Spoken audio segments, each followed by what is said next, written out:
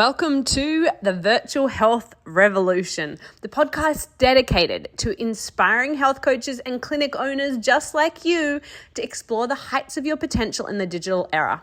I'm your host, Karen, and together we'll uncover the secrets behind successful digital transformations in the healthcare industry. Welcome, everyone, to another episode of the podcast. I am super excited today because I have Dr. Christopher Motley with me, who is a kinesiologist, a functional medicine doctor, founder of drmotley.com, instructor at the Health Institute, and co-host of the Ancient Health podcast. So welcome so much. Thank you so much for jumping on with me today.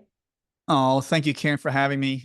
We've known each other for a long time, but we haven't even talked for a very long time. But I'm super thankful. It's like a bright spot in my day, sunshine, like I get to see somebody as vibrance, and I can't ever say the Australian version of no, I can't do it. I tried to say no in Australian, it doesn't work. I try to learn the accent, and a lot of my friends here in town are Australian, and so I can't say it very well, do their accent, so I don't try anyway. But so great to be here. Thank you so much for having me. I do consider it such a privilege. Thank you. Oh, yeah, for sure. Look, I don't do your accent very well either. I can't do any accents. I can only do my Aussie one. That's all I've got. I love to get started on this podcast with some of your background. People always have a bit of a story and how they end up doing this type of work. I'd love for you to take us back. What's a bit of your background and you know, where did you start and how has that kind of evolved over the last, you've been in practice 16 years or so? No, almost 20 now. Almost 20. Oh, we need to update that together on the website. Yeah, about 20 years. And when I first started, I think the first interaction I had with like natural health was my dad was a drill sergeant in the Army, and he always wore a big back brace because he had a bad back. Okay. And at one point he didn't have to wear it anymore. And I wonder what happened. Well, he had a friend who was a chiropractor, and the chiropractor had worked on his back and he didn't need to use his belt anymore.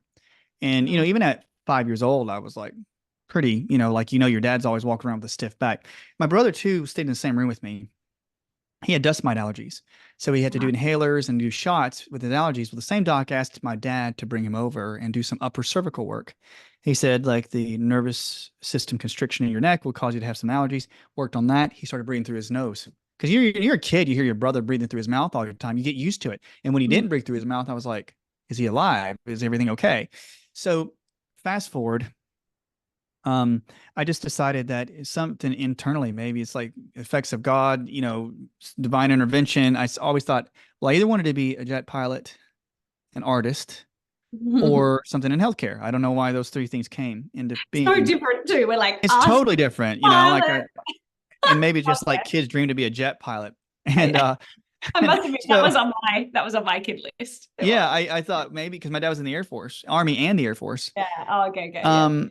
But I think I will say this as we start to go into the story. I'll say it quickly. I know it's probably my blood, okay, because I'm half Korean Chinese, half Caucasian, and well, when I went to school, I decided to go into chiropractic because I love neurology. And my dad had another good friend who was a chiropractor, said, you need to do this if you want to do neurology plus do herbs and do, ancient health. And I was like, okay, that appeals to me. And so this is the kicker. When I went to chiropractic school, I was considering just to do the normal adjustments. And I'm not putting the normal adjustments down. I just thought like just normal osseous adjustments and, do some PT and that's how I'll do my practice. Well, I got into a car wreck and I got rear-ended really bad. And so my neck kept going out of alignment. Before the summer, I went to chiropractic school. So I went there and my neck would keep falling out of place.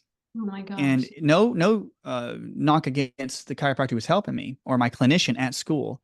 But another friend of mine was doing forms of kinesiology, which is using muscle response testing. Are your muscles strong enough to hold your joint in place?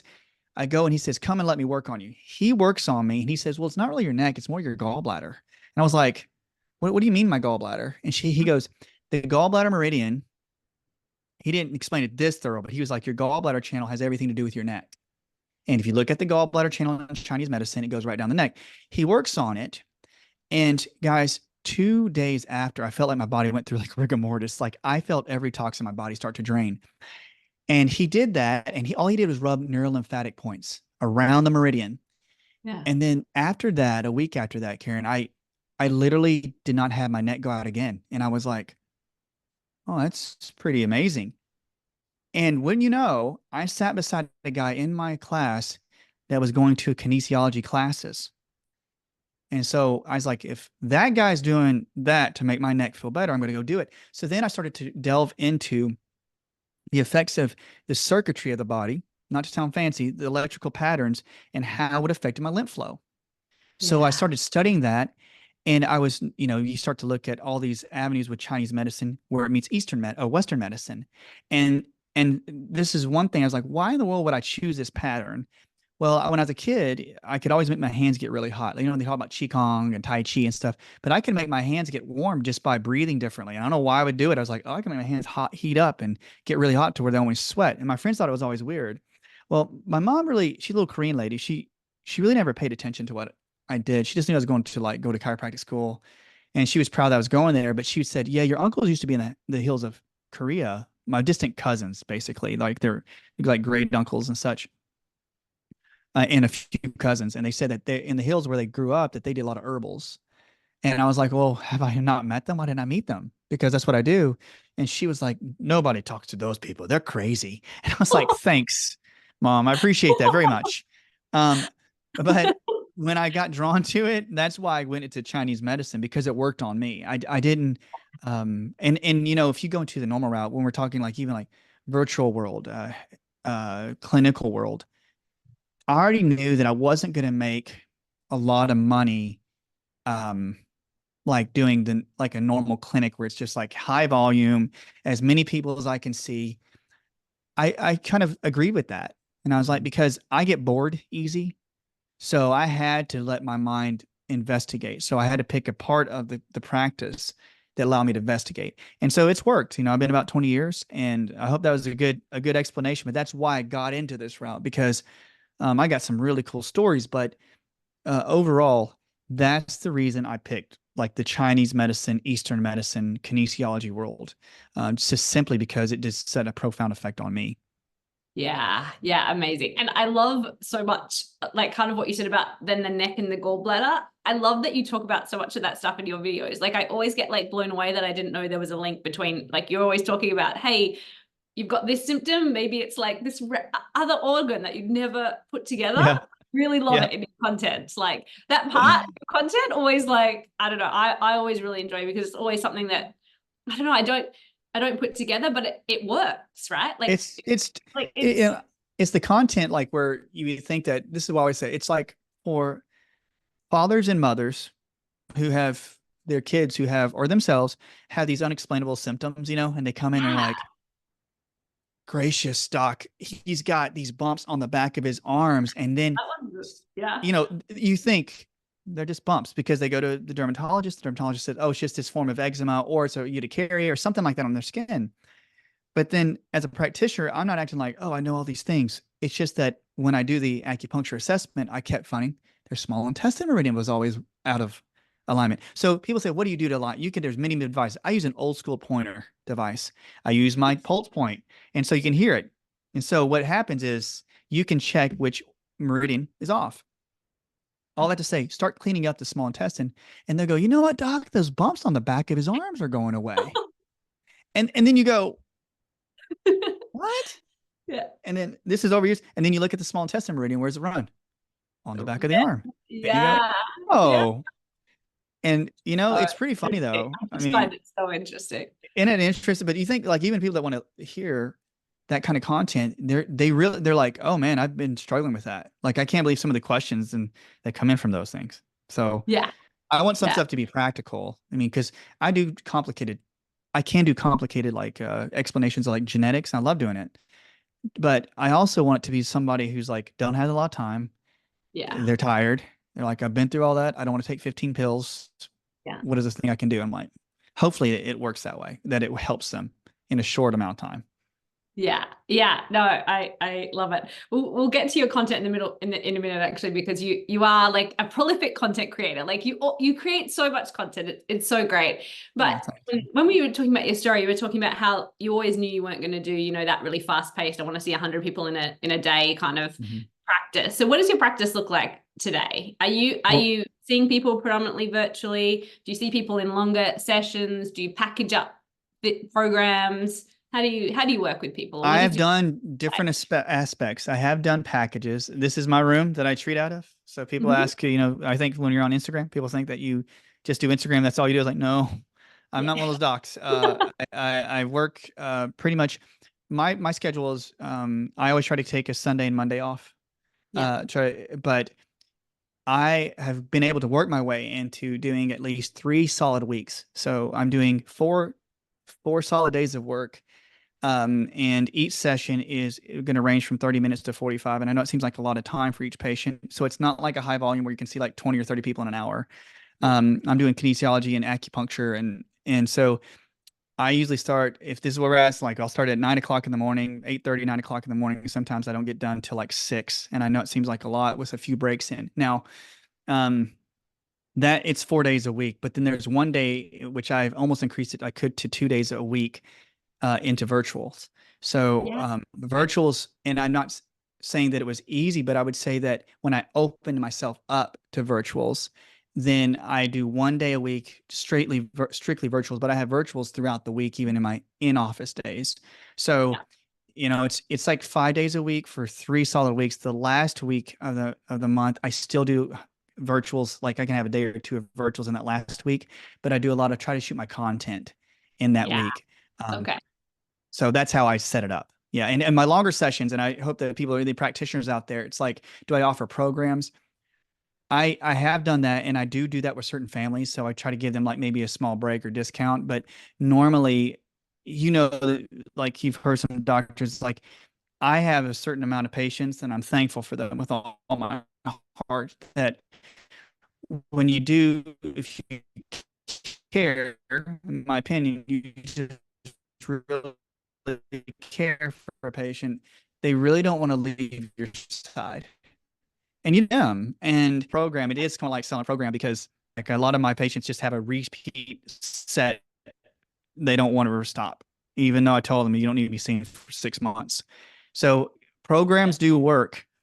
It's just that you have to have the type of office that would be supportive for your program. And I think we can talk about that, but that's my general rule for how my schedule works. And then, so your virtual days, you're seeing people just on Zoom like this. What do your virtual days look like?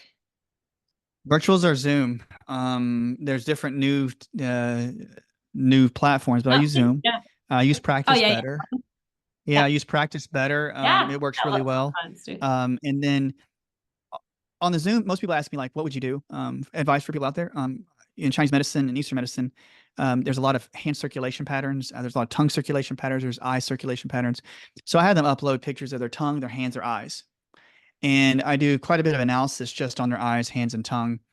And then I have a really good questionnaire just for me. So everything I have is geared for my passion. Like I have like all the signs and signals, you know, see on Instagram where I go, yeah, dark circles under your eyes. That's this. Well, on my questionnaire, you have that.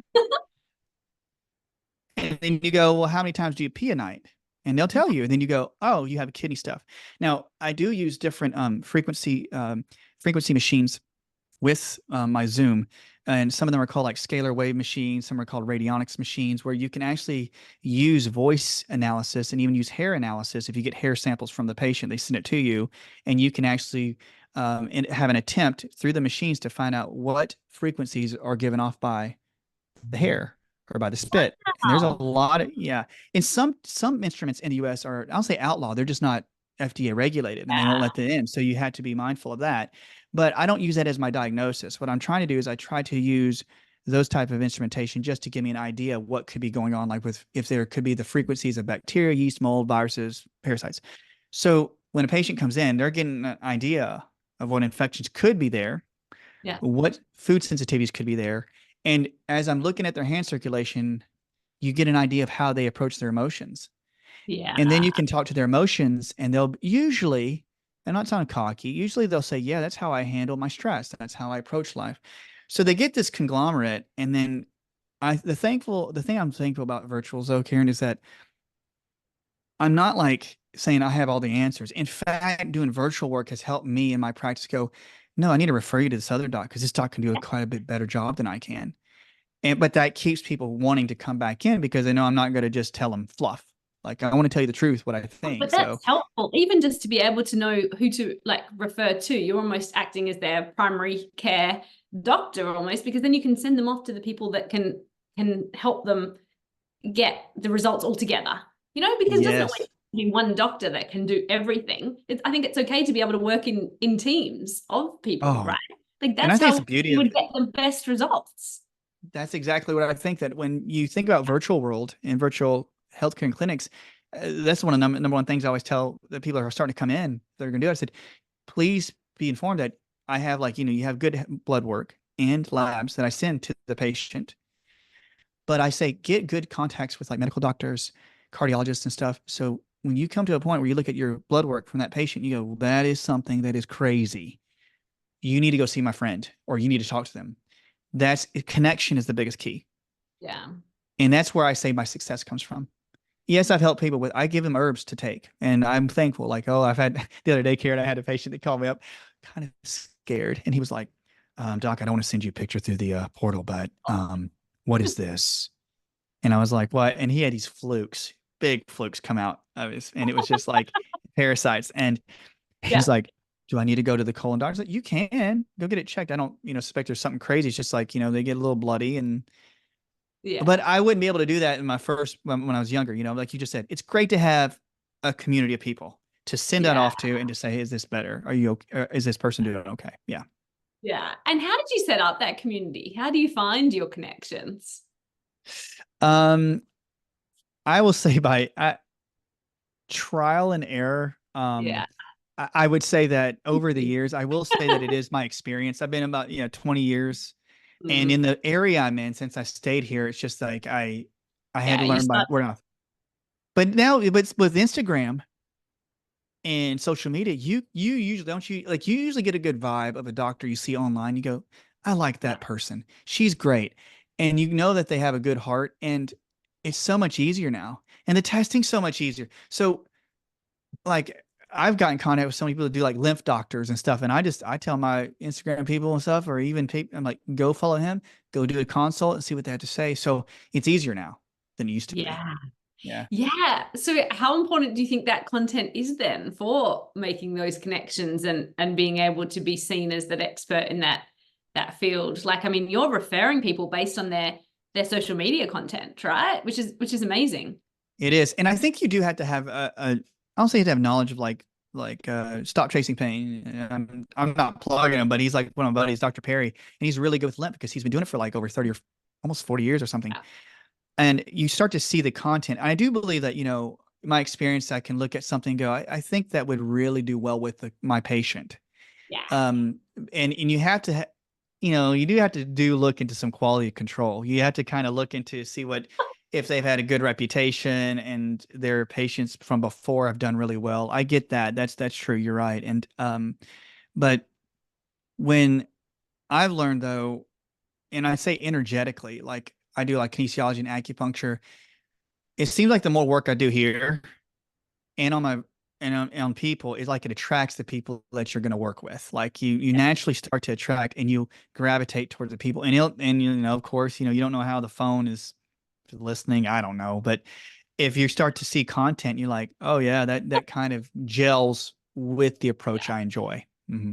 Yes, no, 100%. And so you were saying with your structure, you batch all your content. You do that week a month where you're producing your content for that month, all your videos, etc. Is in that last Yes, week, I think a month? last week. Yeah, I'm sorry, I didn't mean to cut you off. I'm sorry if I talk. I get excited when I talk. I'm so sorry about that.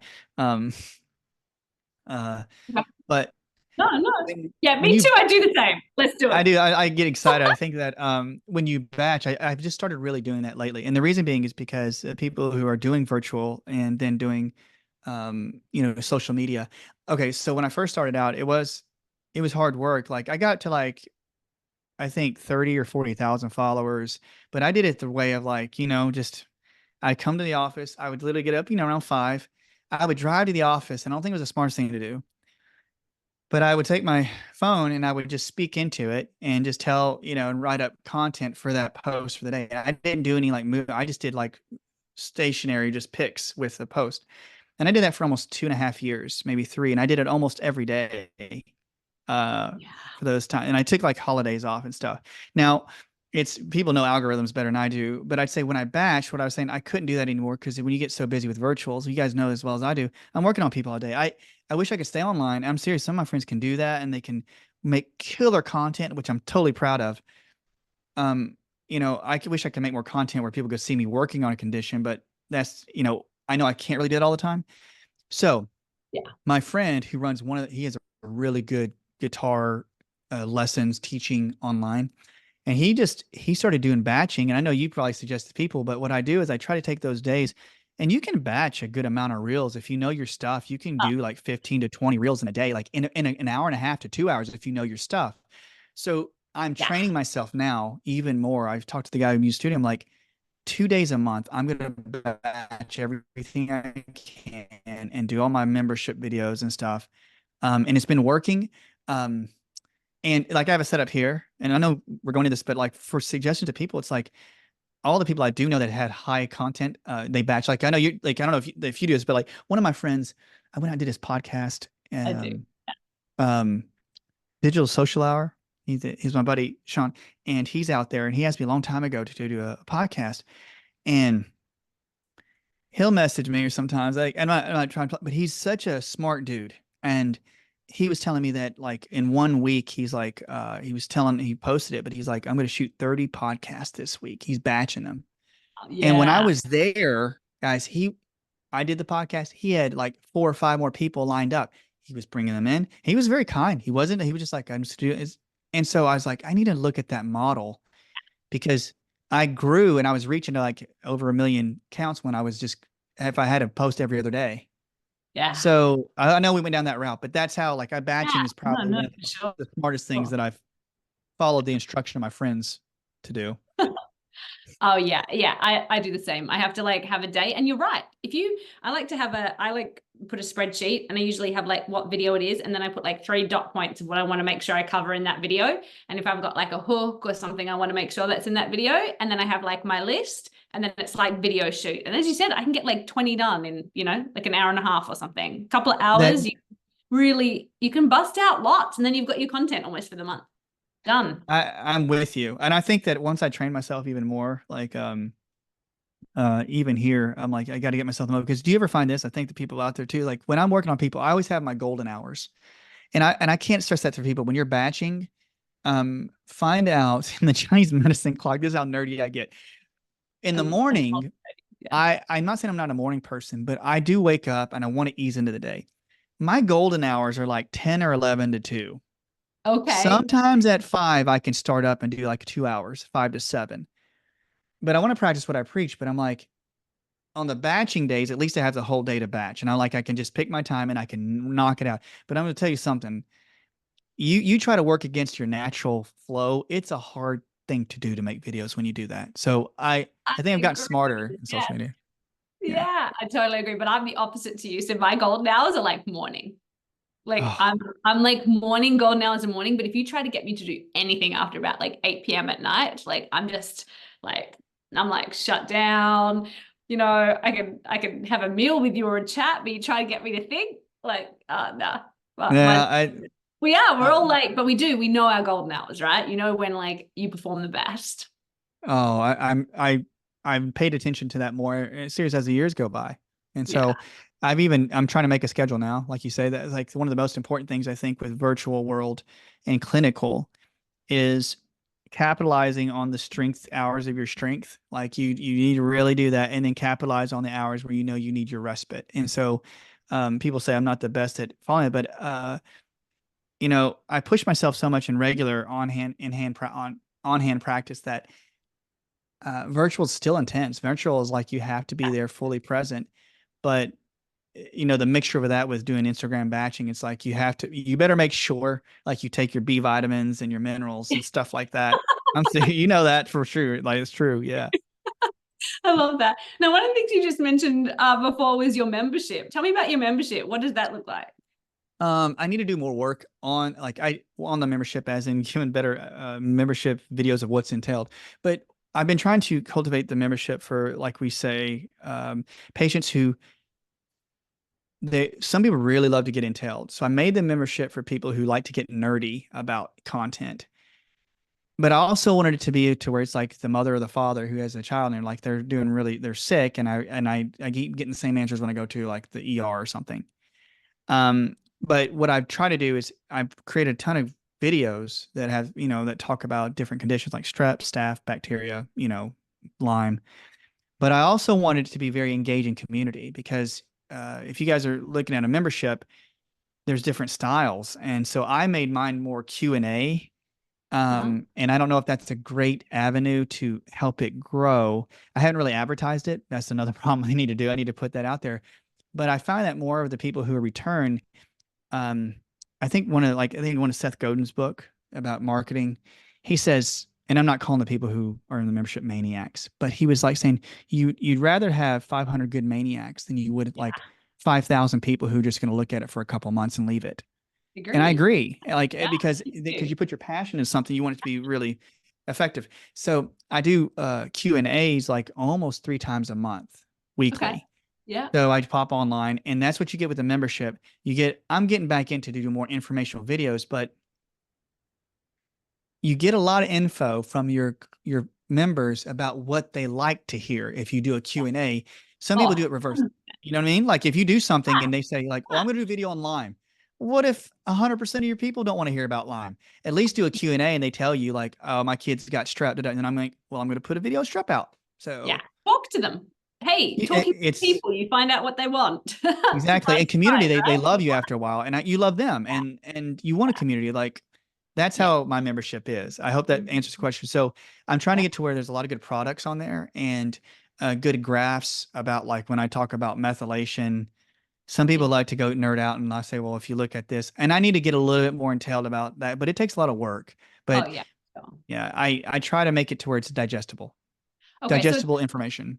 So at the moment, it's an online community where they pay a monthly fee and they get access to kind of all your data, all your videos, as well as this like Q&A time with the doctor.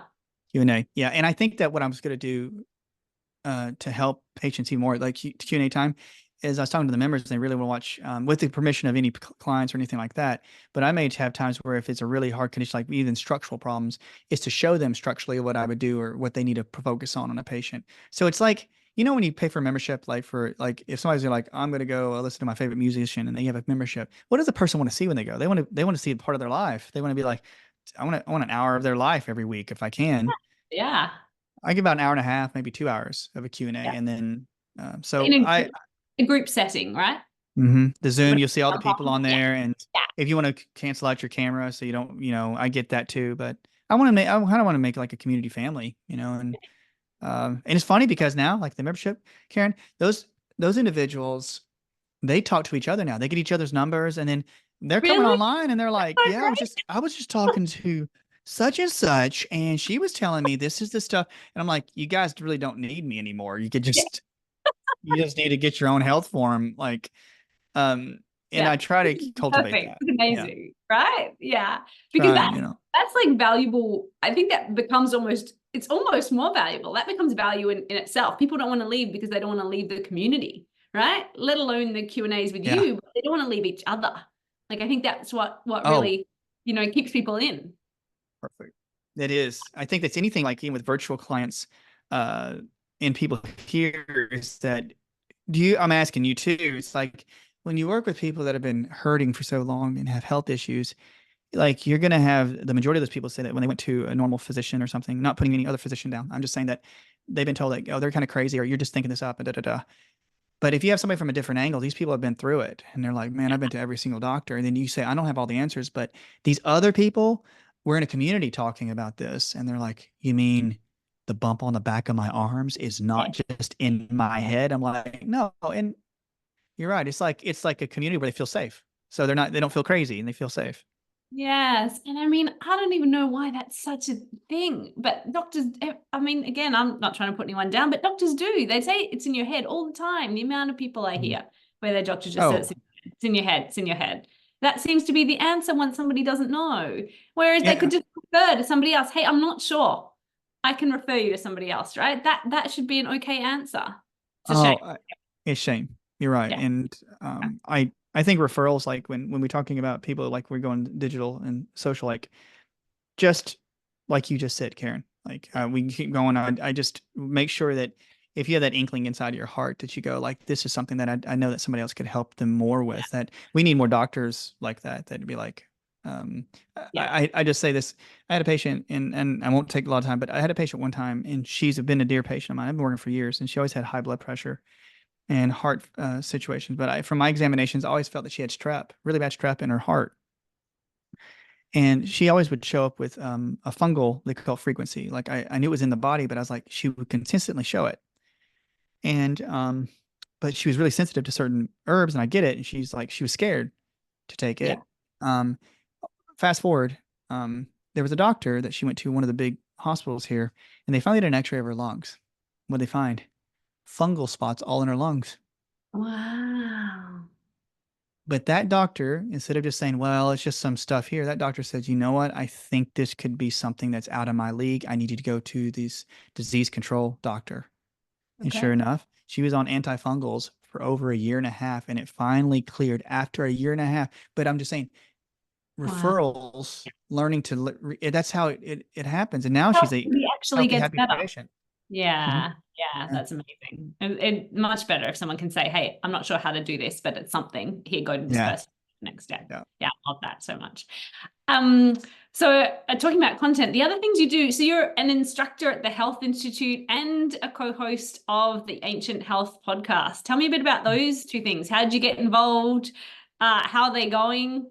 They're going well. With the Health Institute, it was one of the offspring of Dr. Josh Axe, like Dr. Axe's show. He had Ancient Nutrition. It's not really connected with Ancient Nutrition per se, but he wanted to create like an online school that dealt with Chinese medicine. And so now I will say this though, that's going well. Like I do live every month with a Facebook group where the people who take it's a certified health nutrition coaching course. And you get certified by Life University, so it's legit. And I teach clinical application, like what these people should start to look for in addition to the book. So I teach on that. And then That's for the health offspring of, practitioners, sorry, like yes, health. so they can jump online. Yep. Yeah, awesome. Awesome. They Okay. they come online for like an hour and a half, and they ask me like, "Hey, I have a client that has this. What would you suspect?" Oh, So me and Dr. Anise, who's an acupuncturist, and sometimes Courtney, Organic Blondie, who's my co-host, she'll jump on there too. And then and this is all has a thing that's really pretty fun, and I'm so thankful to Josh and their team. I really am. I love them all, and Josh and I became friends, and this has a story to it. But how did I get involved? Josh and I became friends because one of my friends who owns like a really cool bakery here in Franklin, uh-huh. she's Filipino, Yeah. and her kids are half Asian and half white, like me. So when she saw she saw me online, so she's like, I got to meet these guys in Franklin. So we became friends, and her husband and I are really good friends. And so they knew Josh's wife, and Josh had Chelsea Axe and Chelsea Uh-huh. Axe. She connected with me on Instagram because of my friend, and then she says, I want Josh to come in. So me and Dr. Axe became friends. We just instant buddies, and um, then he was going through some things with his work, and he is doing the podcast. And he's like, hey, I really I was thankful. He's like, we gel. He's like, do you want to think about helping me with the podcast? So I was doing my own called the Modcast, and people liked it. I was doing that. But I was getting so busy. I was like, well, yeah, I definitely want to help, because, me and him become friends. And he's like, well, consider it. So I was doing mine, and then I started doing that, and it was like getting a good traction. And I was like, well, this is fun. And I was thankful, and that happened. Then they opened up the functional nutrition course, and Okay. they said, hey, we would like you to be an instructor. I was like, that'd be great. And then when Josh wasn't doing full time, because Josh had some health stuff, remember that he had some health things going on, and we were always in contact. And then they said, well, we want you to have like a co-host with you, and would you want to do that? I was like, sure. So I'm saying, like, I'm thankful. It's like your content does get noticed, and that's how I got involved. And so Yeah. we just kept putting out podcast content like you are, and then we're getting up there in ranks, like, because we just kept consistently putting out podcasts. So it's like, you're shooting 2 podcasts, 3 podcasts a week. It's kind of hard, when you're doing a full-time practice. So sometimes, like you just said, golden hours in the mornings, Karen, like getting up here early in the morning, 7 o'clock, and shooting a podcast. But I would say it's camaraderie. When you find connections, it's not like you're trying to, like, bump elbows with everybody, or rub shoulders. I'm sorry, rub shoulders. But, when you have like-minded people and you care about them and they care about you, you just love being around those individuals. And then, great opportunities come in your life, and I'm very grateful. I'm so grateful to Josh, my friend David, and Dr. Dave Toohill, and the people that have been involved in my life. I'm so thankful to them. Oh yeah, that's amazing. I think podcasts are great for that, right? Interacting with amazing people. Like you get to talk to people and find out their journey, and you always learn something. So I think it's great for that, for sure. Awesome. All right. Before we finish up, a couple of questions. One, looking forward, then you've got all these things going on. Where do you see your practice heading? What's some of your future directions, future goals? Well, I think that the opportunity is one of the biggest words you say, like, in your heart. Future goals and future movement. I'm trying to get, one aspect is trying to get more doctors, and I'm thankful that they're moving into this Franklin, Nashville area that do the kind of work I do. Yeah. I'm doing my best, and one of them's moved here, who's Dr. Andrew Moore, and he's in town, and a few other doctors who are wanting to learn my style. So the future goal is to not to try to be their manager, but to get more people that do what I can do, because I'm starting to see, like, more and more virtuals. I mean, it's getting to the point, Karen, like, to be encouragement to people who work with you. Yeah. It's just that the more you do virtuals, the more people want you. So people want to be able to see their doctors virtually these days, and they want to be able to see the doctor they want. Like, they want to be able to see you online, and maybe they're on the other side of the country, and they still want to be able to have access to you. I mean, that's one of the cool things about having a virtual consult is they can still get access to the stuff that you're talking about once they see you online, but they're in the other side of the country. And it's just available now. You can just be on FaceTime with somebody, and they just love to do it. And so you say the future of the practice, it could be totally virtual. I'm not saying I'm going to do that, but me and you can maybe talk about it. It's like, it could be by the next year. I don't know if my in-person patients would like hearing me say that, but I'm saying, but there's still be people here to take care of things. That I had to, make decisions. But also too, with more content, it's going to be a heavier content year towards the end of the year, and more of a creation for the membership, but also too, with more online YouTube, with Instagram, trying to create my style, like, maybe it's a video that's 15 minutes longer on YouTube or something, at a time. So I'm going to try that route out. So it could be like we talked about, because you've got you got so much good info you could go into, especially around like those symptoms, like you do, that are like have got these different ways of looking at it, because it's so like searchable. Like, people might search, like, why do I have dark circles under my eyes? Because YouTube's kind of about search, or part, like, there is a big search element to it. And so especially like around some of those things, I think that could work really well for you. That's a goal of mine this year. And to try to be more strategic, like you just said, is to batch it and to have better boundaries on my schedule. So that year, it's going to be a pretty good, busy year for the social media world. So I'm just setting myself up for it. I'm looking forward to seeing it. As I said, I really enjoy your content. We haven't spoken in, as we said, like maybe years, but I watch what you put out. Like, I love seeing your videos. Aww, that's so good. I'm the same for you. It's like, whenever I was seeing you put things out, I was like, I saw, like, I love it because it's so consistent. Like, you're putting content out, and you would say that to people out there. You got to try to be as consistent as possible. Yeah. Yeah. Look, consistency is one of the keys. People want, like, hey, what's the special tip, or what's that? Hey, just consistently keep doing it. It's a boring tip, right? But it's not a, Totally. Yeah. What would you say, or have you got any advice for somebody who maybe is a little bit earlier than you in their practice, especially they're interested in some of these things that you've already created, like content, online memberships or programs, doing virtual consults? Any tips for people just getting started in that world? Maybe they've, they're earlier in their practice, they're just stuck in their brick and mortar, but they want to start doing more of this stuff.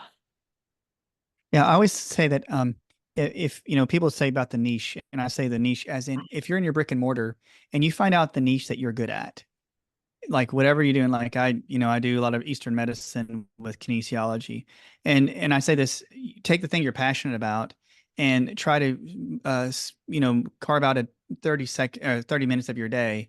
And if you really want to get started on social media,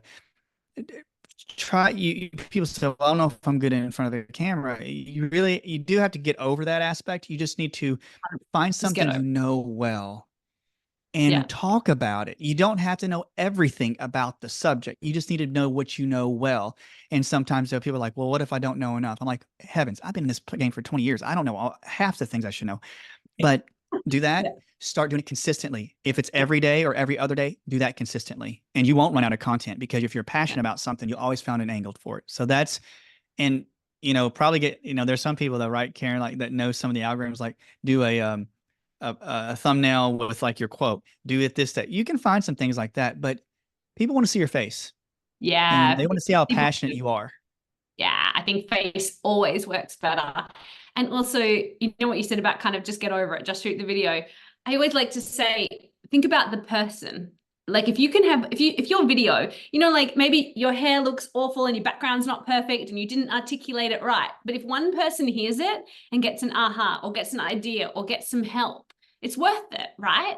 Like if you start to think about the other person as opposed to thinking about like how your video is, then I feel like it's easier to do, because most of the, clients, all the practitioners that I work with really do care about their people. So if you can just switch it and be like, okay, how is this helping that person as opposed to how is my video look amazing? I think it helps to shoot it, Oh, I agree. I think that the way a video looks, or even if a person gets in, like that analysis paralysis, or they even think to the extent where nobody's going to listen to this thing that I'm about to say. I'm like, exactly what you just said. You have to consider that out of 10 people, maybe 2 people are on the edge, and you're talking them off the edge because of your content. Like, as well, you may put it out there. 6 people take back, you know what? That's exactly what I'm going through right now. I'm so glad somebody listened to me about this. And you're not patting yourself on the back, but it creates an energy and a flow. Those people start to tell 3 people about you, and then 5 people. And so you're right. You got to put yourself in the mind's eye of the other individual, how they're going to perceive it. Yeah. Awesome. I love that so much. I feel like we could talk for another whole hour, but I'm going to wrap it up. Respect. It's so good. This was so great. Thank you. Yeah, thank you so much. What a great conversation. I think you're amazing. Keep putting out content. I'll keep watching it. That's for sure. I'm a big fan of everything you put out. So thanks for jumping on today. We appreciate it. Appreciate you. Thanks, guys.